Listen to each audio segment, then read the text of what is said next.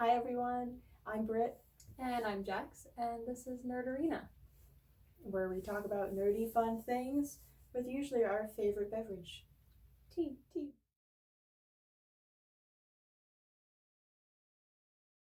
Have you been playing any games lately? I am currently playing, it's nothing trendy and new, but I am currently playing The Sims. I think The Sims will always be popular. That's fair. Yeah, I'm currently playing The Sims. I started it actually like right after we saw Frozen 2. So I made a Frozen 2 themed Sims household. So I have Anna and not Sven, Kristoff. So Anna and Kristoff. Yeah, I have Anna and Kristoff, and then I have Elsa in there too. And I was trying to hook Elsa up with a random sim that like comes over, and it wasn't working. So I got frustrated. So I just recently added in another housemate, and I did Jack Frost from Guardians. Rise of the Guardians. Yeah. Ooh, that's a super popular ship online. Elsa and Jack Frost, and when I first stumbled across that, I really liked it. It just feels good. But yeah, so it's how I'm wasting my life. My Elsa character is very clumsy, and she keeps setting the kitchen on fire, which is extremely annoying. That's incredibly ironic too. It really is. Yeah, it's pretty funny. So that's what I'm playing right now. That's pretty cool. Yeah. I think I played The Sims a while ago. I haven't played in a long time. It was really good, but I more like the tycoon games, like Roller Coaster Tycoon, or I have Zoo Tycoon. Zoo Tycoon, because once fence goes, everyone just gets munched. All you guys run around. That's so amazing. So I never played that far into that game. I have it, and I really want to play more of it, but I don't know. I never really played that far into it. It's probably nostalgia. I'd totally try it again. But it's just you put so much effort into each. Like you can get like different vendors, make your people happy because there's different like meters on how to attract people. But then on top of that, for each animal, there's a certain kind of metrics that need to be met to keep them happy. Like I remember like snow leopards were like super hard because they needed a huge amount of enclosure space. Oh yeah. For like isolation. I have, like elephants. That sounds like you. Yeah. And then the dinosaur tycoon. I have same exact concept. I didn't even know there was dinosaur. That's the best part because when the T-Rexes got out, everyone got much. Speaking of older games, I also just picked up a copy of The Force Unleashed and Mass Effect. Both one of both of them. Like Force Unleashed 1 and Mass Effect 1. Which both of them I've played before, but they were really, really cheap. I think they were like $5, and I was like, I could play these games again. And I actually only played like maybe like 5 minutes of Mass Effect. I'm notoriously terrible at like first-person shooter games. So someone suggested Mass Effect to me because I really like Knights of the Old Republic. Okay, yep.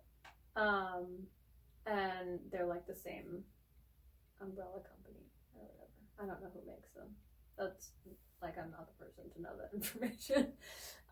But yeah, so they're made by the same company, and they're supposedly like very reminiscent of each other. So someone said that I would like Mass Effect if I really liked Knights of the Old Republic. And I played Knights of the Old Republic before I was like a Star Wars fan, so it wasn't it wasn't like about playing a Star Wars game for me. It was like just about playing that kind of game, like dialogue choices and things like that. So they said I would like Mass Effect, and I started to play it, and I was just garbage at it. So so here you are.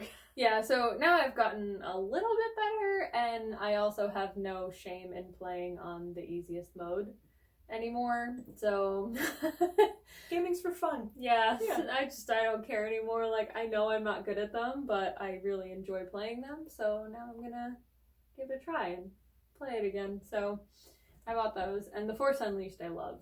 But I love both Force Unleashed games. So I'm excited to give those a try again. So they're old games again, nothing new or trending, but that's pretty cool. That's I guess kind of where I'm at with games currently. How about you? Nice. Let's see. For me, so the Switch, for the most part, we've had one for a year, and I've only played like Pokemon games on it. Mm-hmm. Pokemon and Moonlighter. Moonlighter is really fun. Like I've played it on PC and the Switch, and it's just this really fun game. Not super complicated. You run around. It's an indie game, so it's got that really nice, like chill, pixelated feel, but not over pixelated. You run around as this cute little shop owner guy. There's these dungeons just outside of town that every time you go in, it's a completely different layout and different monsters. And the whole point is to get through all 4 dungeons in one run. Or when you get further along in the game, you can get little cheat portals. But anyways, the whole point is you kill monsters in the dungeon. If you live, you come back out and sell what you got. If you don't know market value, you figure it out by if people get happy or sad when they look at it. I think Addison played this game. Yeah. He played it before me. And it's just really fun. It's actually really hard at first because you're just making all of your customers incredibly offended because you don't know what to charge. And so you just keep messing with it until you find a price that they're not overly excited about because that means you're losing money. Yeah. But they're not so angry they don't buy anything. So it's really fun. And you also have to pay to fast travel out of the dungeon to like escape. So the further along, the more it costs. So you need to make sure you break even at least. Yeah. But every time you die, you lose everything but a couple of items. Oh, that sucks. So it's really terrifying. Yeah. But it's really fun. So for a while, those were the only games I played, was Pokemon and Moonlighter, which was fun. Nice little balance. But last Black Friday, I picked up 2 new games. Ninokune, I believe just the first one. Oh, I love that game. Yeah. Mm-hmm. For you guys who don't know, it's really beautiful art. It's really good. Addison played it. It's a lot like Studio Ghibli. I don't know if they're related. Yeah, it is. Well, okay. I don't know if they're related, but it is a lot like that. Yeah. Yeah. Super beautiful. I haven't even opened it because at the same time I got Octopath Traveler. And I am pleasantly surprised. Like that game's been out for a while. Like almost a year. I could be making this up completely. We'll figure it out before we post this, I guess. But it's been out for a while and the price hasn't moved a lot, which for me is an indicator that people are still buying it. And I was like, okay, cool. I haven't watched anything on it. I'll get it. Yeah. And I'm really excited. Like I have only played for like an hour and a half, and it's just enough for me to realize you start the game and you pick one of 8 people to start as. And the graphics are really beautiful. It tries to be super pixelated, but in like a beautiful, like paintbrushed way. Ooh. And it has really nice 3 dimensions to it, even though it's a 2-dimensional art form. And I'm a sucker for a pretty game. Yeah, and Octopath's beautiful. It's just really neat. It's kind of got like a nice sepia tone to it without being like overly dramatic and silly. It's really nice because it feels like a nice and cozy mood of like a JRPG of like kind of Final Fantasy-esque without really having any of that like sci-fi element. It's kind of a lot like Legend of Dragoon, the feel of it, that each town is like its nice little setting and time, and they each like interact and have a nice story, but you're just visiting all these places. And I like the combat so far. That's cool. It's really nice. So that's pretty cool. I played recently Blind Prince and the Liar Princess. Or maybe it's the Liar Princess and the Blind Prince. Oh, I forget which order it's in. It's so good. And that's pretty too. Yeah, and the story of it, it's really, really cute. I loved it a lot. So it's about this blind prince and a wolf who disguises herself as a princess, and like their kind of adventure that they go on together. And it's so adorable. So the wolf, because the prince is blind, the wolf has to lead him kind of through all of the gameplay, and it's this kind of like almost sketchy artwork, like as if you drew everything with like a pen. Oh, okay. It's kind of what it looks like. But not like inking. Like it's like as if you drew it all with like a ballpoint pen. It's very, very pretty, and it's all like, it's not black and white, it's like black and like tea stained paper color. It's so cute, and it's all about the story. Like you just like, it's sort of like a super easy platformer. and you have to kind of get through all of the obstacles, and you learn the story as you go, and it's so adorable. I really like it a lot. It's not a very long game, and it's not hard at all. You can die, but again, like, there's really no consequences of dying. You just pop back at an earlier spot on the map, and that's pretty cool. Try again. It's not a big deal. It's really cute. So I played that very recently. Nice. I liked it a lot.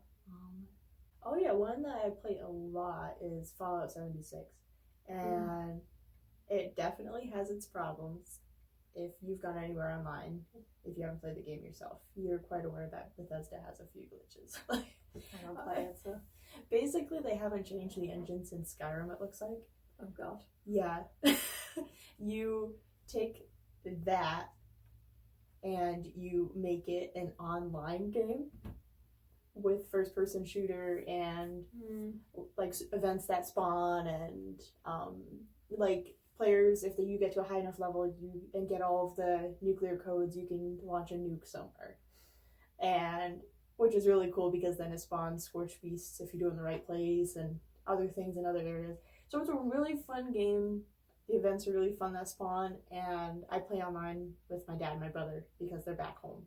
And so if the game was like 10% better, it'd be less of a headache. Yeah. But like, we play it a lot because it's so much fun. There's so many like really interesting weapons.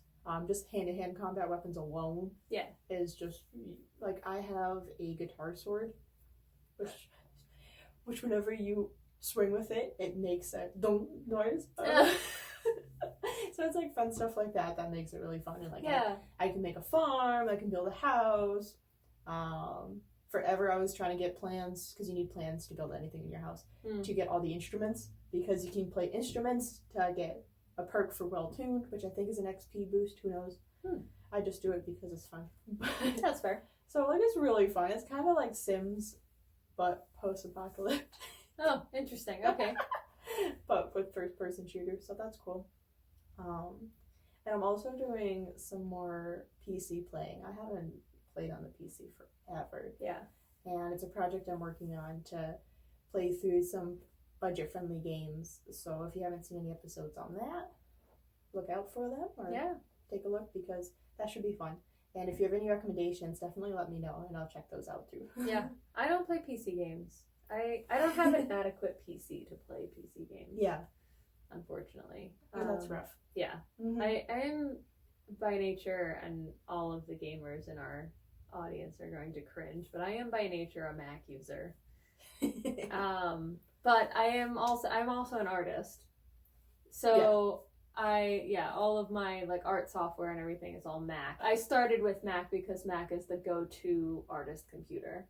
And that's for sure where I'm at. So my high functioning computer is a Mac, and it's just like not great for gaming at all. So I mean, I do play Minecraft on my computer. I only play Minecraft with you. Yeah.